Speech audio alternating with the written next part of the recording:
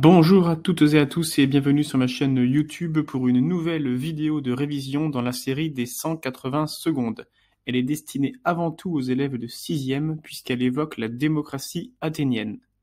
Tout d'abord, intéressons-nous à l'étymologie du terme démocratie. Il vient du grec démos qui signifie le peuple et kratos qui veut dire le pouvoir. La démocratie, c'est donc lorsque le pouvoir appartient au peuple. Pour mieux comprendre la démocratie athénienne, il faut désormais s'attarder sur les acteurs de cette dernière. Eh bien, figurez-vous qu'ils sont peu nombreux par rapport à la population totale de cette cité grecque.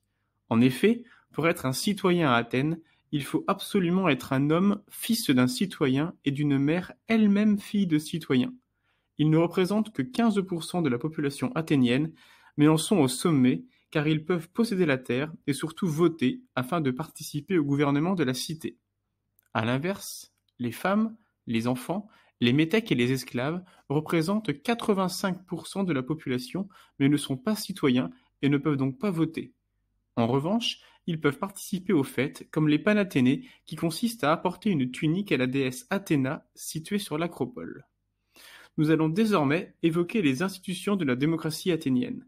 Pour bien comprendre, il faut savoir que depuis la réforme de Clisthène en 508 avant Jésus-Christ, le territoire de l'Attique où se trouve Athènes est découpé en 3 ensembles, la ville, la côte et l'intérieur.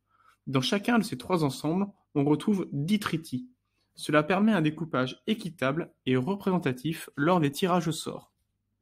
Nous allons désormais étudier les principaux lieux de la démocratie athénienne que j'ai ici restreints au nombre de 3, la Boulée, l'Ecclésia et l'Héliée. La Boulée est le conseil qui prépare le travail de l'Assemblée. Ses membres sont tirés au sort et sont au nombre de 500. Ce sont notamment ces membres qui rédigent les lois qui seront ensuite votées par l'Assemblée des citoyens. L'Ecclésia sert à voter les lois ou à choisir de la paix ou de la guerre.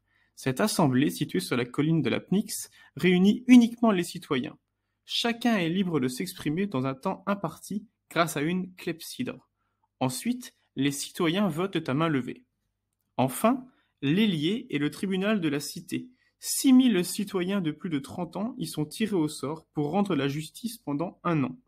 La démocratie athénienne est imparfaite. Certains orateurs influents comme Périclès vont disposer de nombreux pouvoirs en étant élus plusieurs fois stratèges. Cette démocratie est également fragile car certains tyrans tentent de la renverser. Il est alors possible de les ostraciser, c'est-à-dire de les exclure de la cité pour 10 ans. Pour résumer, la démocratie athénienne est apparue au 5e siècle avant Jésus-Christ grâce aux réformes de Clisthène. La démocratie est limitée car seuls les citoyens peuvent participer à la vie politique et notamment voter à l'Ecclésia. À l'Héliée, le tribunal, les membres sont tirés au sort parmi les citoyens. Le poste le plus important à Athènes est celui de stratège, poste qu'occupe plusieurs fois Périclès. Created using Powtoon.